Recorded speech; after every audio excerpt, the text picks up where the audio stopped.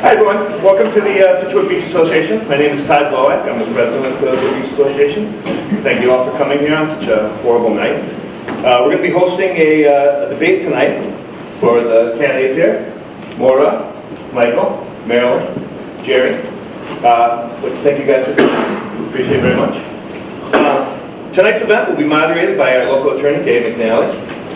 Dave has experience moderating discussions from his time at Tufts University and at Villanova School of Law, where he won the client counseling competition. Dave has spent the last 14 years practicing in-house corporate law in Boston. Dave has provided counsel at some of Boston's largest corporations, such as the Boston Beer Brewers, Sam Adams, currently at John Hancock. He lives in Scituate, wife and 2 daughters. So, Dave, pleasure. Thank you very much, Todd. Welcome, audience. Welcome, candidates. We anticipate tonight to be an excellent platform for you to express your views. However, I do want to go over a few ground rules for your benefit and for the audience's benefit before we start. I will ask a question and give each candidate 90 seconds to respond. I will be adhering to the 90-second time limit. I'll give each of you a 15-second warning so you can properly wrap up your answers. Since responding first to a question may be an advantage or a disadvantage, we're going to rotate the order of who gets asked the questions first and who has a chance to respond first. We hope to get through about 6 questions, which doesn't sound like a lot, but when you have 4 people each taking up some time giving thoughtful answers, we think that's a pretty good goal, and we don't want people to be here too long. And just so the audience knows, these specific questions have not been made available to the candidates. So a lot of what they're going to have to do is be prepared and be able to answer these questions. And it's not going to be a traditional debate style where the candidates are going to be able to ask questions of each other. But of course the candidates can use their 90 seconds to call into question policies and stances of fellow candidates. So it's your 90 seconds, you choose how you'd like to use it. And we very, very much encourage candidates to distinguish themselves from the field with some added value responses. Now, if we could start, I think it would be, if we would all find it helpful, if each candidate could spend their first 90 seconds giving a brief summary of their experiences and how your experience will help you be a better selectman for the town of Scituate. We would like to start with candidate Curran. Sure. Thank you very much. First of all, I'd like to say thank you to the Scituate Beach Association for inviting us and giving us this opportunity.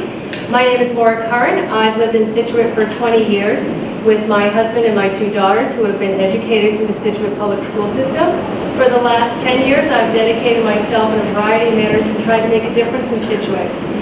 6 years most previously serving on the advisory board with my last year as chair, and then as well 3 years on the school committee, also a participant on the Affordable Housing Committee, and have been a long-time volunteer on the Beautification Commission as a volunteer.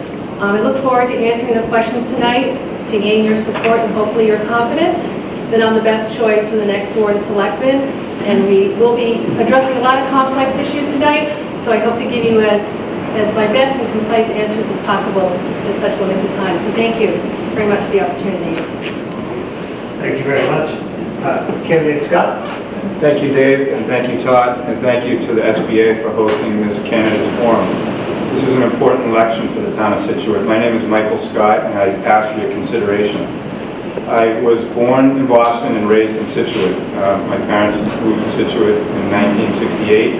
That's the year I was born in. I went to Hadley School. I went to Gates Junior High. I graduated from Scituate High School in 1986. I went to Furman University right after high school. That's a college in Greenville, South Carolina.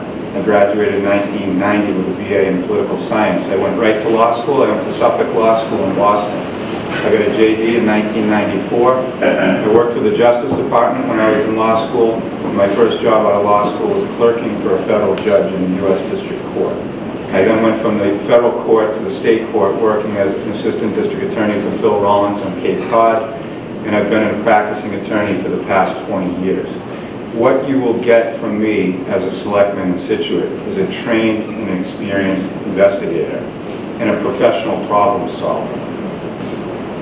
What I do is I commit to finding facts, gathering facts, analyzing facts, and coming up with a solution to difficult issues that we face here in Scituate. I thank my wife, Maria, for being here. My two daughters, Natalie and Grace, are here, and my oldest daughter, Morgan, is at home, hopefully studying. Thank you, and have a good night listening to us. Thank you very much. Candidate Ward Howe? Hi, my name is Marilyn Ward Howe, and I'm the owner of Sansan Cafe in Hummerock. I've never run for political office before. I'm doing so now because community members have approached me and asked me if I could not only be a voice for Hummerock, which hasn't had a board member in 30 years, but for Greater Scituate as well. I think they saw a spark in my eye that they thought maybe might make a difference somehow, and that's certainly what I'm going to try to do. I got my BA degree in English many, many years ago, and then I went on to get my MBA. Then I later went back to school to pick up my certification to teach. So I was a high school teacher as well as owning a small business out in the western part of the state. I moved to Hummerock in just about the time my girls went off to college. Their father is a Vietnam veteran, and unfortunately he kind of checked out on life for the four of us. The four in the family, the three of us were left behind, so I spent many, many years just focusing on my business and my children. The reason I'm in this race now is because my children are grown, my business is established, and I have the time and I think the ability to make a difference. And I hope you feel that way too. Thank you. Thank you very much. Candidate Kelly? Hi, I'm Jerry Kelly. Thank you for coming out on this miserable evening. And I'd like to thank my fellow town residents, the current selectmen, the town administrator, and the television viewers that I'm sure are going to be watching this as we go forward.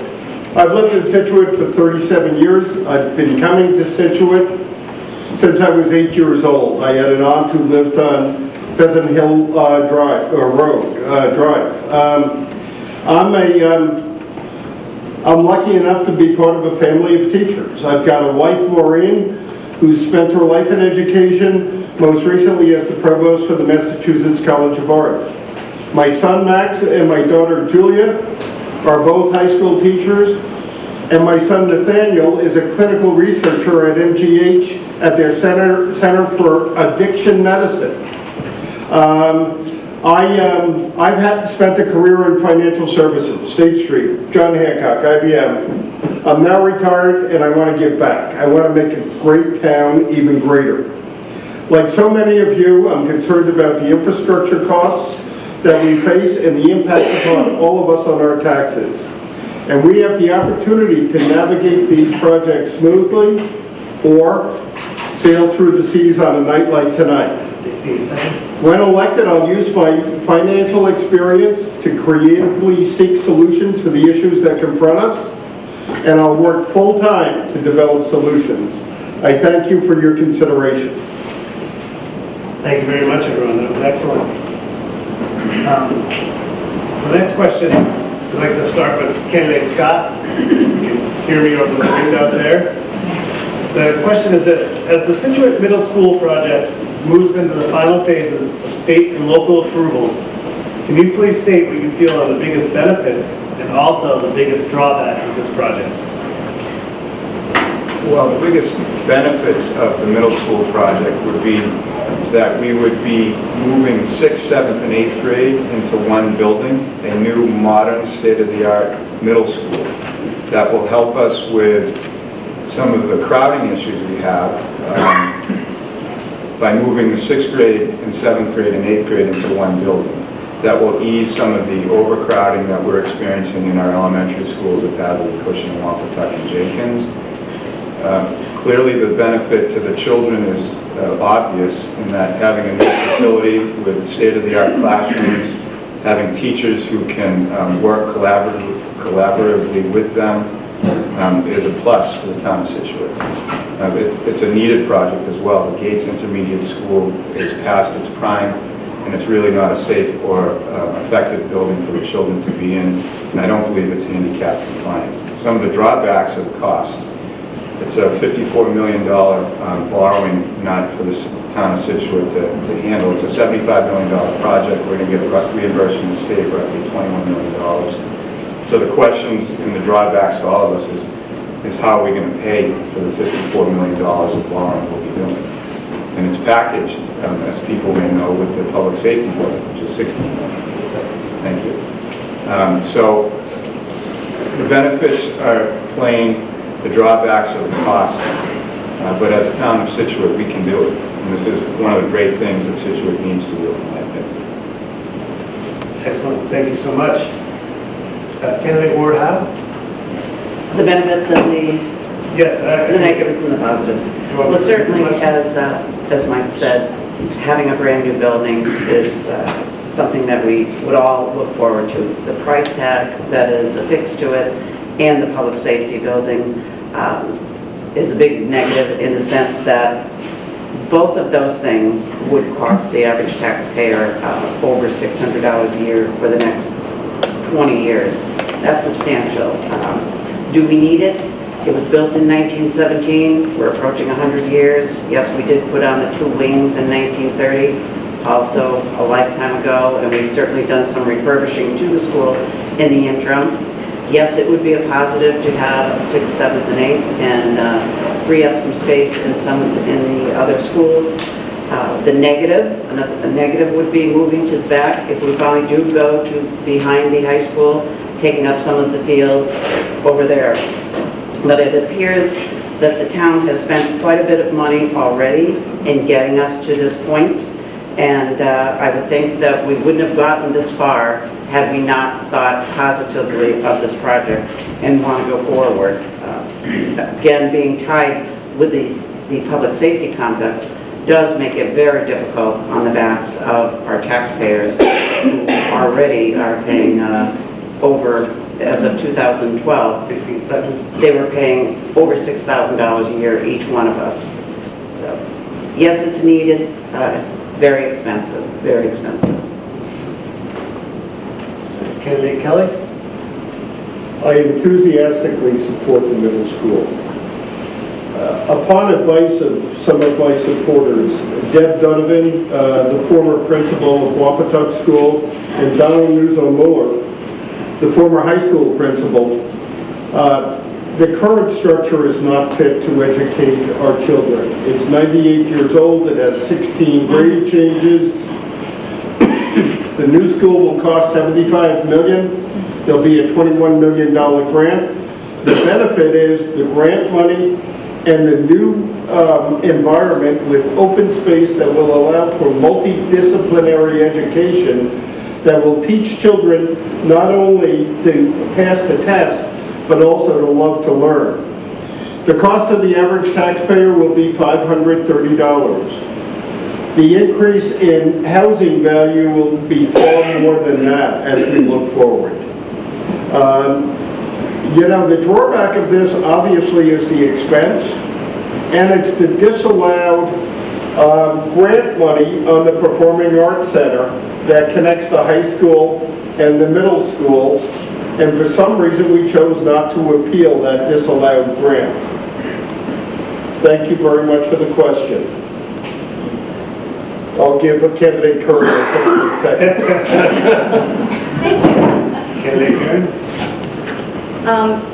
I agree. Clearly, the benefits are first primarily educational for the children and the teachers of this town. We've been waiting for many years to do this. It's actually come before the town in the early 70s. So it's long overdue from an educational aspect as well as a building facility and structural aspect. It's in deplorable condition. So certainly the benefit is for us as a town to have a strong, solid school system. Also has a direct impact on all of our property values, which are some of our greatest assets that we own. Secondly, the benefit again is the $20+ million that we will be receiving from the MSBA. I was instrumental back in 2005 into initiating the initial SOI, which is a statement of interest, into the MSBA to get gates on the track and on target for renovation way back then. It's taken far too long, and I certainly support the project. It's not tied to the public facility project, and I think that's an important aspect of what's coming before us for everybody to know, it's a separate question. So you do have a choice moving forward whether or not to support the Gates School or the public facility complex. I do support both projects, but the voters have a choice to prioritize that. So I want to clarify that. It's not tied to the public facility project. Drawback absolutely is the cost, because unfortunately, there are not a lot of other means for us as a municipality to pay for infrastructure improvements in buildings. And it falls on the property taxpayer, which is us. And unfortunately, because our commercial tax base is so low, we bear the burden. And we need to decide as a community whether or not we want to continue to support a strong, solid school system so we can be vibrant. Thank you. Thank you very much. We made it through the first two questions in very good time. So I'd like to ask just a follow-up question to this Gates one. We do have a little bit of time. I'm going to start with candidate Scott again, just so we can keep the order for the next fresh question. And it's a simple follow-up question is, candidate Scott, what will happen with the old school building, the old Gates building? What plans would you have for that? Well, hopefully we're able to retrofit that and use it again. I know there's a plan to move the town offices over there. Maybe move the recreation department over there. In my view, there's an ill-suited plan to move the senior center onto the second floor of that building, which is not how I would draw that. But to answer your question directly, that is the building is a historic building, and it will be preserved. We're certainly not going to bulldoze it, and we're going to reuse it as a town building at some point. I don't think it's a priority in the next couple of fiscal years, though, to move town offices down there. There are more pressing projects, in my opinion, that should draw the town's time and finances. Thank you very much. Candidate Ward Howe? I read the same thing about moving the town offices and the senior center there, and just as with Mike, there would be no way that I would think that would be a wise idea in terms of the seniors to have a second floor place. I also read that the renovations that they were expecting to make that a useful building, either to the town hall or for another purpose, would be $22 million. And that some of the money has already been appropriated over the next 5 years. I'm not so sure how factual that is, but in any case, anything that I read said $22 million for the renovation to Gates. I certainly wouldn't want to see that school plowed down either, and it will have to have some renovations to accompany or to be able to have something in that building. As of yet, I don't think we've reached the best answer for what could go into that building. Thank you very much. Candidate Kelly? Just as is the case with any other infrastructure project, we must plan, we must prioritize, we must sequence, and then we must seek the best funding for this. And the best funding is not an additional $200 on the average taxpayer's tax bill. It's a building that we would like to preserve and modernize, but not now. We can't afford to do it now. We need to seek alternative funding in order to modernize that, and we would have to repurpose sections of it to things other than town offices. When we approve the Public Safety Center, and we'll have the town hall there, using those buildings for spillover purposes, at some point, we should investigate the development of that very attractive intersection in town and see if we can get it rezoned commercially and use that money then to proceed with the renovation of the Gates School. Thank you. Thank you. Candidate Kern? I think we need to evaluate a strategic plan for our public buildings. I've obviously been present for a lot of the discussions, being a member of the advisory board, with the goals to repurpose the Gates School for combined town administration, recreation, meeting space, as well as senior center space. Obviously, the first initial evaluation of the amount of space to be allocated to the seniors is not nearly adequate enough, and looking forward to the needs assessment that comes back with regards to what type of space we do need there. What bothers me about the current master plan that is coming forth before the voters is there really isn't a timeline or an action plan that's in place. We have a loosely thought out plan, but we don't see years in which the tax impact will hit us, years in which if the public safety and gates plan doesn't pass in the next 3 months, what are we looking at? So my goal to be, if I'm elected on the Board of Selectmen, is to add that strategic detailed view so that voters understand the actual goals of the timeline as to when all these infrastructure projects will hit us, so that we can collectively decide and be in agreement what that Gates building will turn into be. Thank you very much. Appreciate it. The next question will start with candidate Ward Howe. Candidate Ward Howe, can you please elaborate on your plans for shoreline access and preservation? Please provide specifics on strategies and funding. I'm sorry, I didn't hear the first part of it. Can you please elaborate on your plans for shoreline access and shoreline preservation?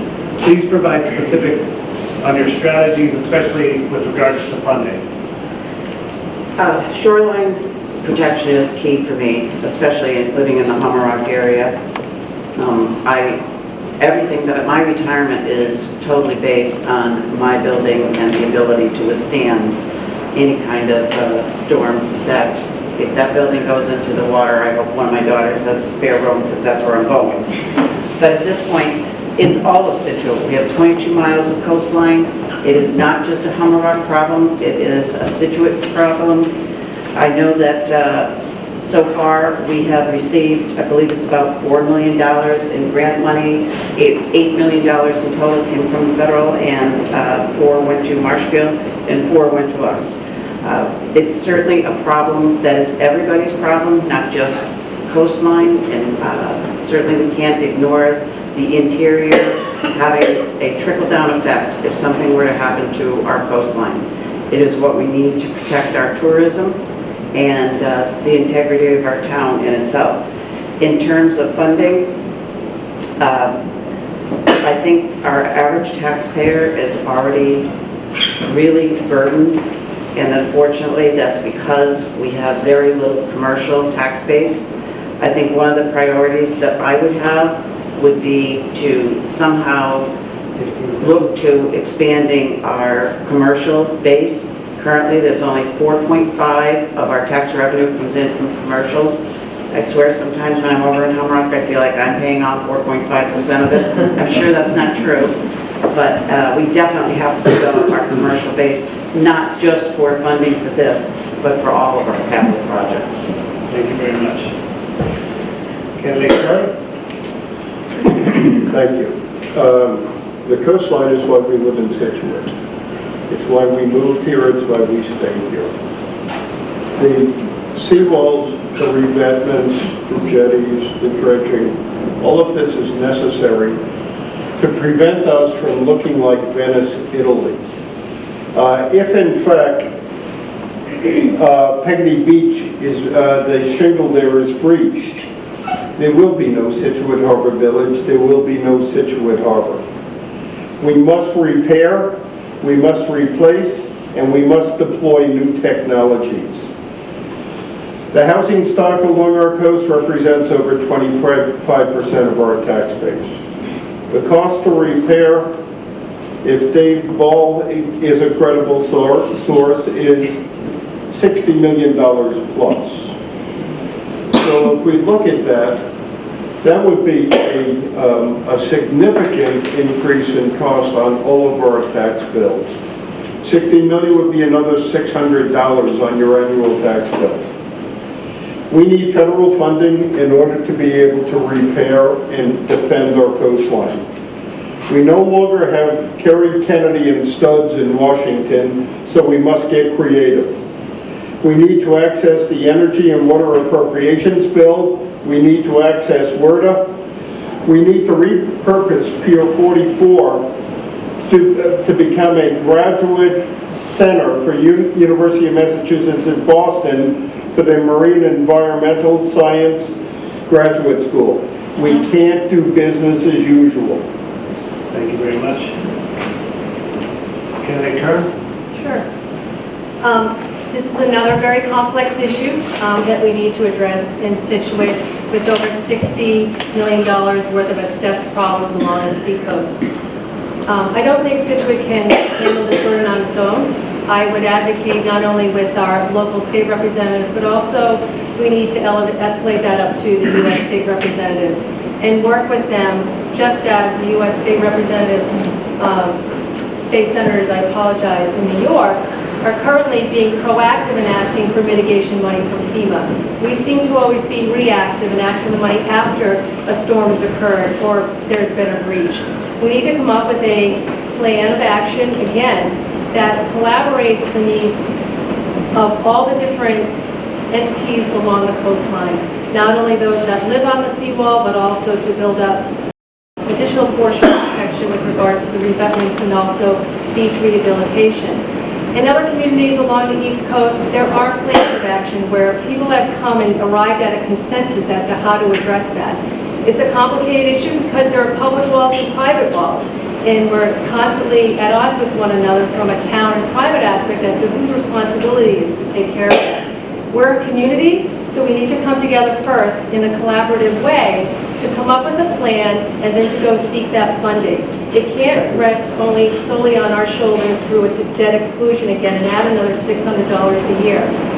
We've spent, I think to date, about $2.6 million of our own. $200,000 annually a year go towards fixing small repairs, obviously, from our operating budget, as well as at every opportunity we're moving different funds from our capital stabilization budget. But we can't do it alone.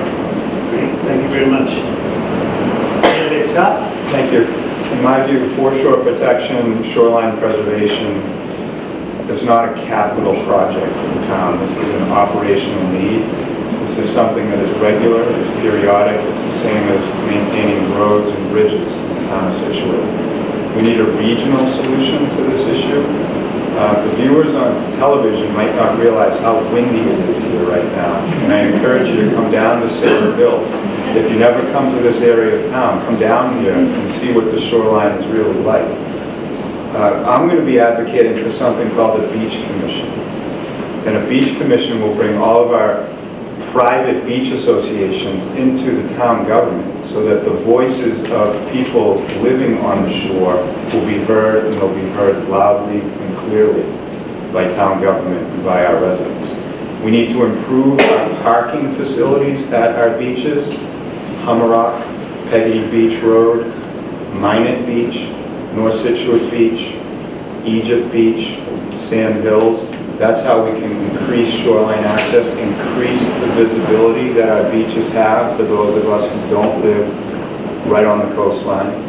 We all know how many people come to Scituate from this region. 15 seconds. And we need to make it more accessible for them, and we need to charge for it, unfortunately. That's a way that we can pay for some of this, but I agree with the other candidates. We can't do it alone. We need to get regional funding and federal funding. Thank you very much.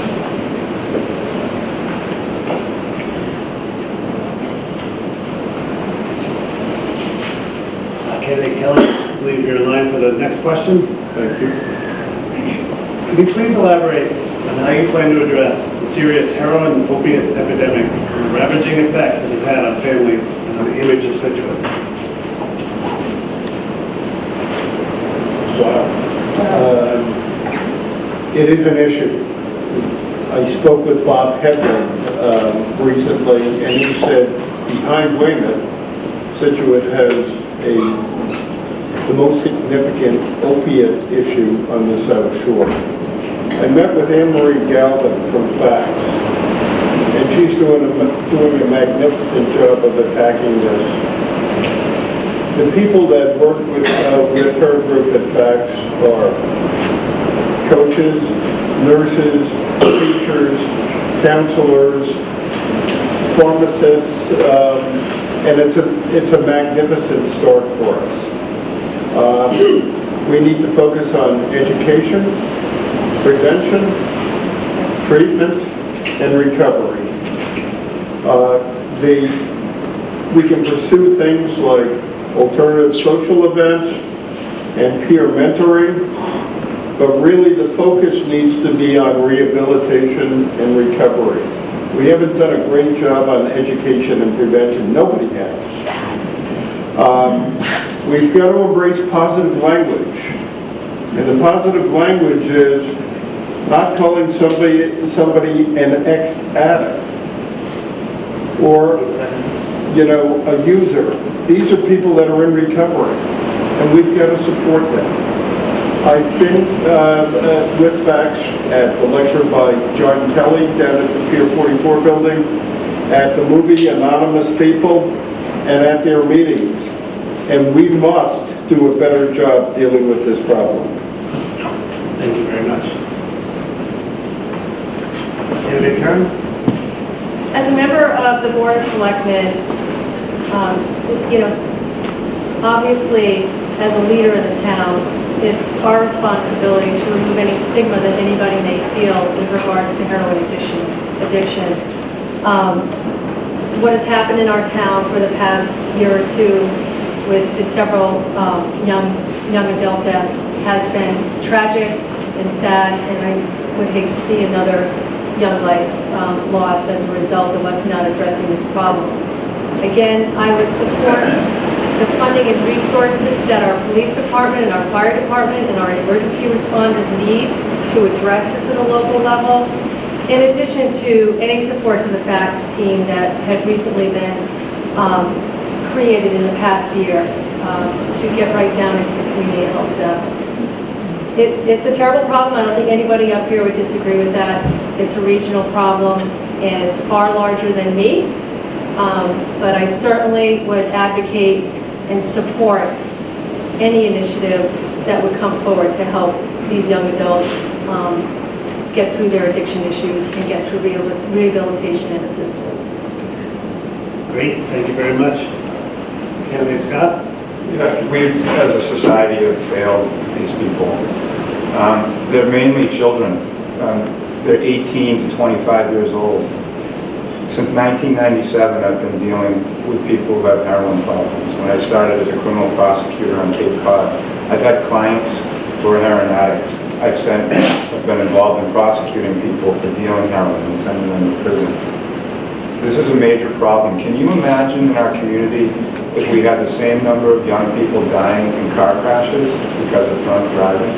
The outcry that would be heard across society if we had 17 fatalities because of drunk driving amongst the 18 to 25-year-old age set. So this is certainly something we need to get aggressive about. We need to engage the social services in our town and in our region. We need to help these people, these young people. This is, in my view, a mental health issue. This isn't addicts. This isn't losers. These are young people who, for some reason, are lost. And they need the mental health counseling to get them off the substances. And as a selectman, I would advocate and assist the chief of police and our social services network to try to help these people. Obviously, a pretty personal issue for me, and as a selectman, I would work hard to try to do our best to help all the young people who are suffering. Thank you very much. Candidate Ward Howe? Not having children in the school system, I really, until I started researching to try to get on the Board of Selectmen, had no idea what a problem this has become. I read with interest the response from both the state representative, hopefully, or to be running for state representative, Havlick, and also our Jim Cantwell. And both of them, of course, said pretty much the same thing, and I would agree with it as well, that education is the key. Early education, the sooner the better. Neither one of them said anything about this, and I don't know how feasible it would be, but something about you could do something with there are men and women who are incarcerated and doing something like the Scared Straight program that seems to be effective in a lot of communities. I've certainly seen it in past communities. I'm not quite sure why it has become the epidemic that it has. I would agree that it is a mental health issue. The only reason I can think is that I'm hearing more and more that heroin in particular is becoming less and less expensive and therefore, I guess, more accessible to our kids. I certainly would not want my child or any of our children to be subjected to this. I'm sure there's a tremendous amount of peer pressure in school around this, and I would say, yes, education is key, early, very early, and a coordinated effort with our DARE officers, our FACS people, and our police department. Thank you very much. The next question, the new question, is for candidate Curran. And we touched on this earlier, but all the candidates are doing such a good job of drilling down to the facts, and we should follow up with what would be your plans for the senior center in Scituate, whether it be a new one or existing plans for the existing building? Sure. This is one of the more complex issues that faces us today because I think our senior population is also at odds with one another with regards to what the proper solution is. There's no doubt that the current senior center is, again, deplorable and unacceptable and needs to be replaced. I stood up on town floor back in 2007 to advocate on behalf of the freestanding senior center that came before us back then. I was saddened that it did not pass, and I'm saddened that the group gave up the fight and didn't stay involved and come back the next year to ask again with either a modified solution or something that just needed to be communicated better. I support a solution that meets the needs that we will find out as a result of the needs assessment survey that is currently about to be released to all of us, 45 years old and older and greater in Scituate, so we all have a say into what those needs are. And when those needs come back, I want to put forth and support the proper solution that's most cost effective and also meets the needs of the majority. If it means that there needs to be two solutions out there, a freestanding and a combined one where we can do some intergenerational programs in the Gate School, if that is the direction that we go to, then I want to support the most cost effective that addresses the needs of the seniors as a result of that survey that comes back. Thank you very much. Appreciate it. Candidate Scott? Thank you. My wife's parents, Tony and Kathy Mancini, live with us from May through October each year on Elm Street here in Scituate. And today, around midday, we lost power for a couple of hours because of this windstorm we had. How great would it have been for them to be able to go to a senior center in Scituate that they could call home and be comfortable with. Frankly, they go to Marshfield. What I'm going to be advocating for, whether I'm a selectman or not, is a standalone senior center in Scituate. I like the plan to put it next to Lawson Tower, behind Central Park, and next to the library. There are a lot of efficiencies there. We tie it in with our brand new renovated library. We tie it in with the Central Park residents. We tie it in with Lawson Tower, which is a great historic structure in the town of Scituate.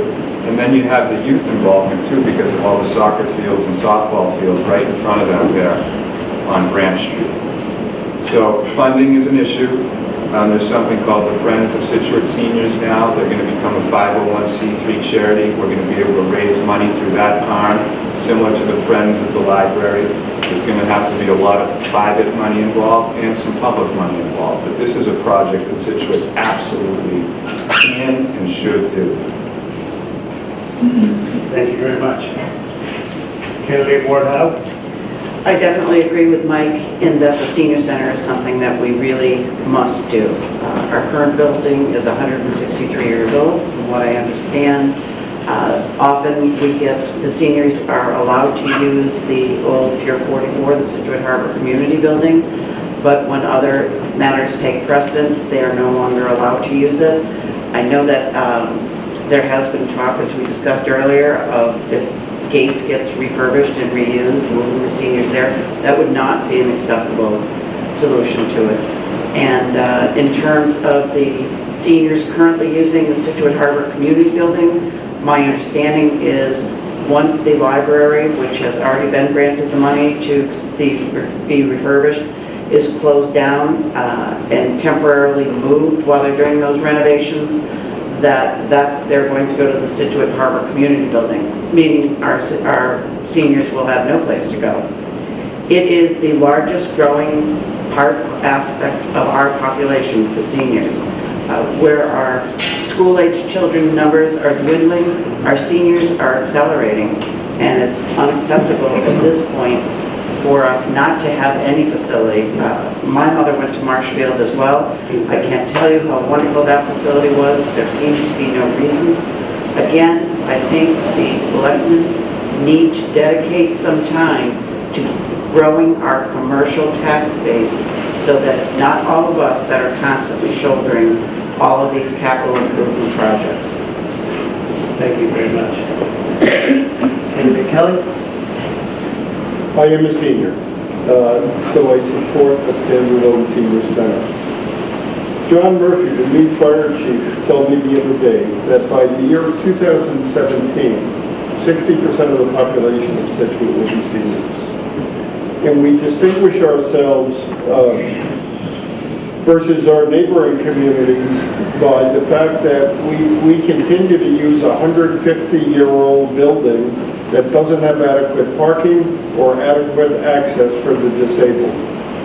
In meeting with Linda Hayes of the COA in Scituate, there are a wide range of programs that can be offered at a new center, including exercise, health and wellness, counseling, current events, continuing education, congregate lunches. There's a tremendous opportunity to expand the services to the seniors. But how do we pay for it? If we take a look at Newburyport, they built a similar sized community. They're building a new senior center for a cost of $6.5 million, or $65 a year on each of your tax bills. How do we fund it? Well, we sell the current senior center. That probably knocks about $5 off it. We combine it with a veterans center and look for grant funding from the Veterans Administration. We raise money by giving naming rights to the pharmaceutical companies, the insurance companies, the drugstores, the people that feast on the seniors. And we pursue purpose-based foundations that are focused upon the quality of life for seniors. Great. Thank you very much, Mr. Excellent answers by all candidates. Now, the next new question would be to candidate Scott. What would be the one thing you could change about Scituate and why? Wow.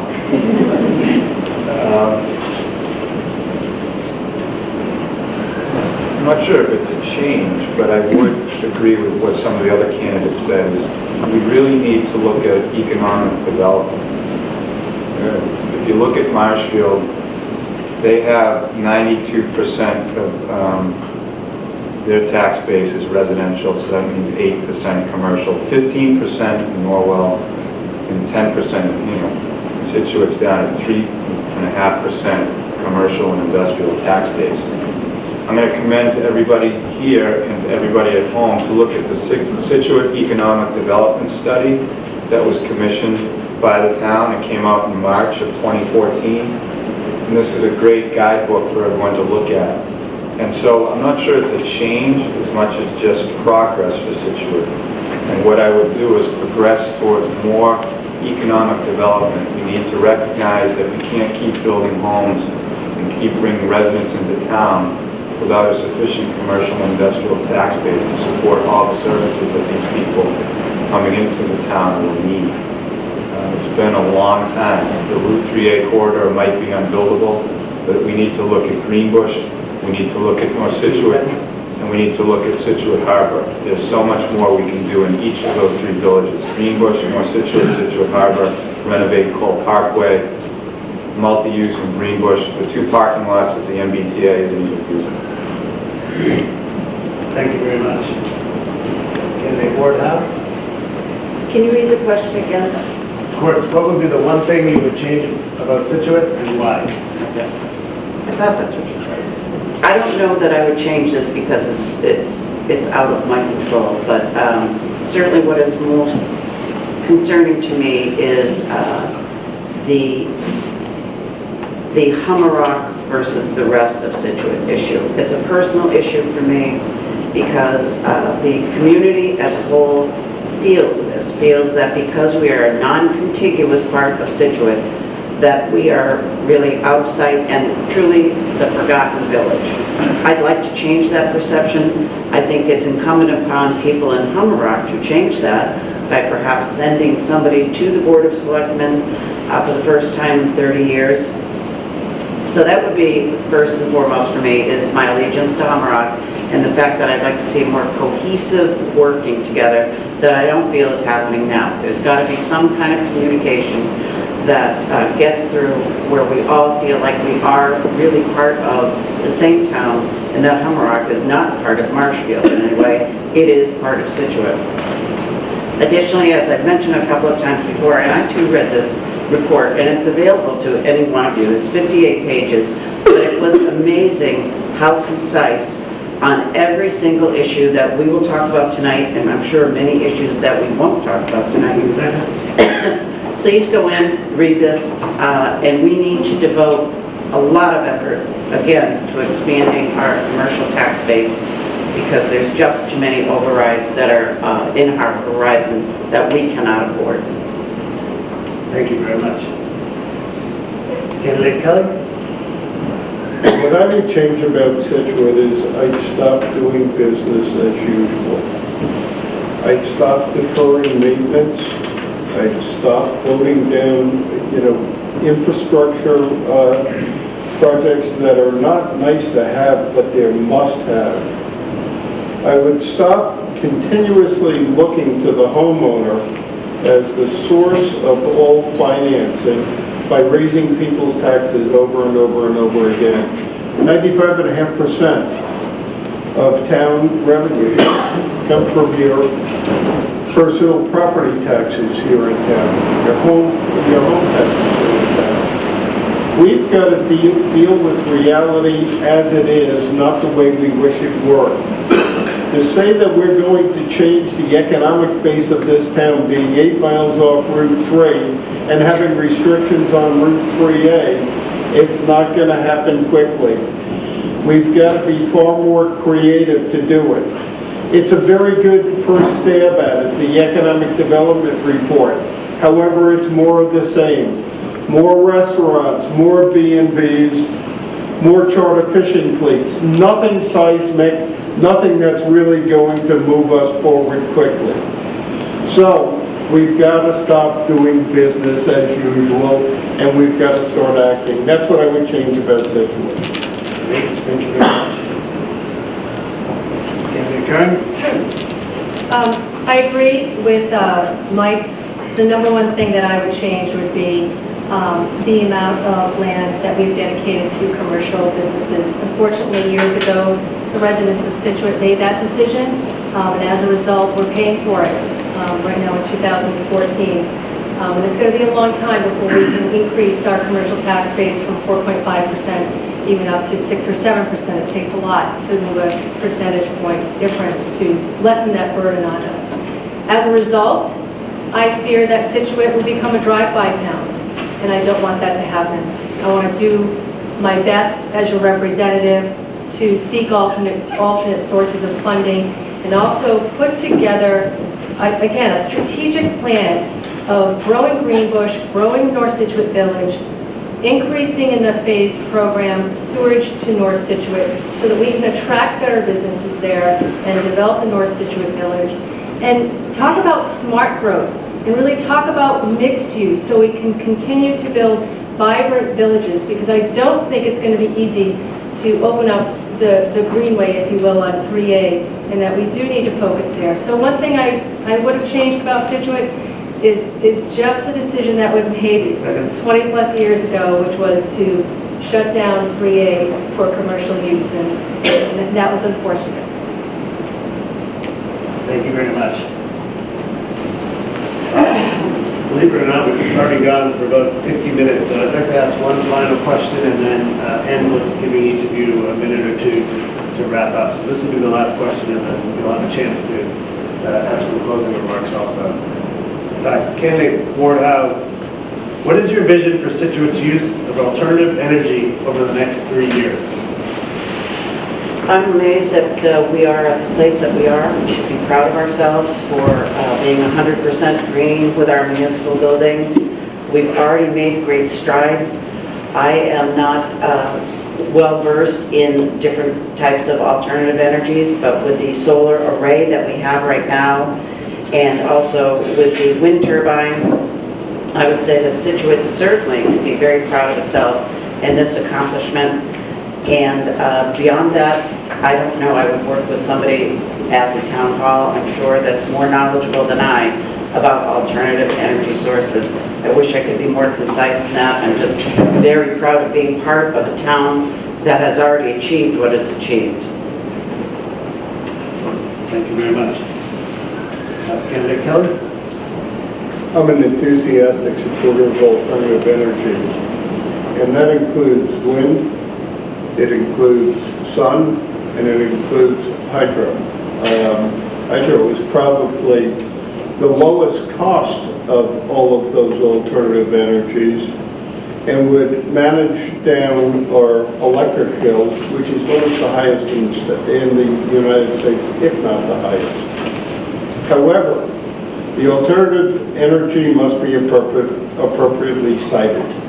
I agree with the Sierra Club of Massachusetts that says that large industrial wind turbines should not be sited in residential coastal communities. The solar array is a great example of a way that we can generate alternative energy, and we should continue to do that. During the next 3 years, it's going to be a process. You're not going to get there quickly. And frankly, if the production tax credit is not renewed by the U.S. Congress, there will be no alternative energy industry going forward. Thank you. Thank you very much. Candidate Kerr? I'm very proud of the alternative energy projects that have been put forth in Scituate. Obviously, with the solar energy panel generating $100,000 annually, it's a great offset to all of us in our operating budget, as well as the turbine generating almost $200,000 a year. Very proud to live in Scituate, being a green community. I think it's a great accomplishment, and we're a leader in the state, and we should be proud of it. And I would support any initiative coming forward to continue any new ideas that may come forth with regards to other alternate sources. If it is hydro, if that's an option within our town that's brought forth, absolutely would support that consideration. Candidate Scott? Thank you. So obviously not just Scituate, not just the state of Mass, not just the United States, but the entire world needs to think about alternative energy sources smartly. Our natural resources are necessarily limited. Wind energy is fine, solar, hydro. This is all about encouraging sciences in our schools, encouraging science education at a young age all the way up through our graduate level, so that we have new ideas out there about how we can generate energy from things that we might never have thought of would generate energy. Can you burn seaweed? Can you somehow use seaweed, all the excess seaweed we have? Can that be an energy source? I don't know, I'm not a scientist, but others are. And we need to encourage that as a town, as a state, as a nation, and as the world. I know there's strong feelings both ways on our wind turbine. There are people who have had real effects in their lives because of that. And we need to appreciate those concerns. The solar farm on the top of the old landfill, that seems to be a win-win. No one's been complaining about that. So we need to be smart about alternative energy. I know there are issues about siting it in the right spot, so I think generally we all agree that alternative energy is the way to go. It's just being smart about how we plan for it down the road. Thank you very much. We have already gone an hour. I would like to give each of you a chance to give some closing remarks. I think you've been amazingly concise in your answers. I'd like to give you a few minutes. We're not going to strictly adhere to the 90 seconds. I want to take a few minutes just to wrap up your closing remarks. The candidates also are very accessible. If anyone has any follow-up questions, they've all agreed to take your questions if you want to meet them after. And they were accessible beforehand too, so I really appreciate it. But I believe we're starting with candidate Kelly. If you'd like just to take a few minutes to clarify anything or any closing remarks you'd like to make, appreciate it. Thank you. First off, thank you all for sitting through this discussion. Thank you on television. There are a number of things I'd like to touch upon in my closing remarks. Being retired from the financial service community, I've got a great wealth of experience in financial structures, in seeking financing, in negotiating bonds and legal terms, in seeking grant funding, and in being creative in finding the money. And that's what I want to deploy for Scituate. Being retired, I can devote myself almost full-time to this job. I've got many interests, but I'm going to treat the selectman's position as a full-time job because we need that. There are many issues that we need to address. One of them is the pension fund for our town employees that's underfunded. It's 49.6% funded. That means we have liabilities of $85 million, and we've only set aside assets of $43 million to fund that. 42 million of it is an unfunded liability, 49%. To put that into context, the Detroit retirement system was funded 76%.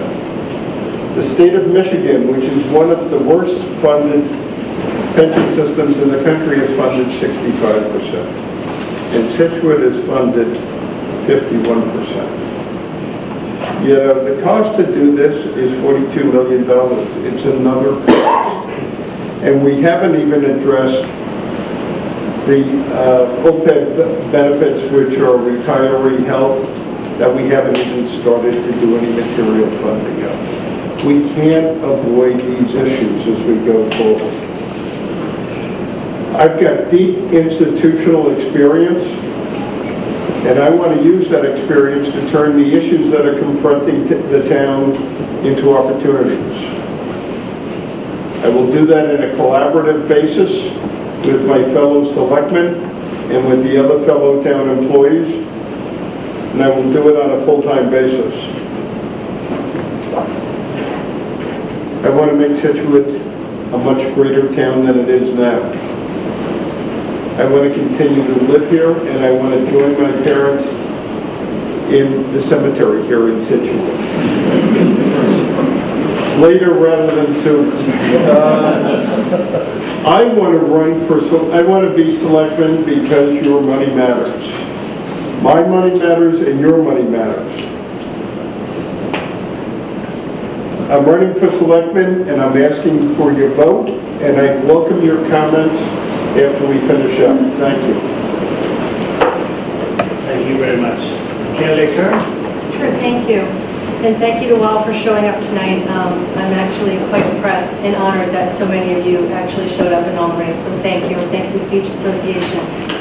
I've dedicated the last 10 years of my life in Scituate on various committees throughout the town. I've gained a lot of knowledge, made a lot of observations, and certainly recognize that there are changes that can be made and should be made with the way in which our town operates. We need more collaboration between the committees that support you. We tend to operate today in an insular vacuum sort of mode of operation, where different committees are out there addressing their own special interests without any one leader bringing them all together for one strategic direction. And I think that's been part of the reason why today we have been unable to make a lot of the progress that we need to make. I do work professionally. I work full-time. I have worked full-time for a local office products company for 10 years, and I work full-time out of my home. I have the flexibility. I work right here in town to run out and address the issues during the day when need be. I ask for your vote and for your support on Election Day, November 4th, because I do feel that with the experience that I have worked through over the past 10 years on these various committees, that I bring forth a unique perspective that none of my other candidates, fellow candidates, share or possess.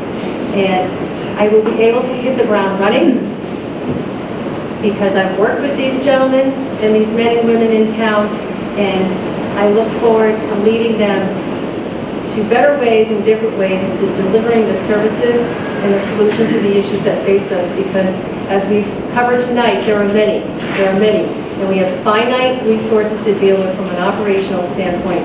So we do need to be more creative, but we need the leadership on that board to break down some of the barriers and bring folks together and come up with a collaborative strategic plan. That's what I hope to deliver for Scituate. So thank you for this evening. Thank you. Thank you. Candidate Scott? Thank you, Dave. Thank you, Todd. And thank you again to the Scituate Beach Association. Thank you to the members of the audience who came out on this difficult night of weather. Thank you to the town of Scituate. Thank you to my wife and my family. When I enrolled in first grade in the Scituate Public Schools, they hoped that someday people who were in first grade could rise to become leaders in the town. And not to be immodest, but that's what I'm seeking to do, is to become a leader in the town. Scituate made me who I am.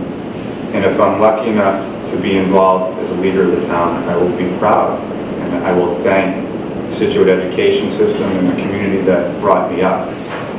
By definition, community involves shared sacrifice.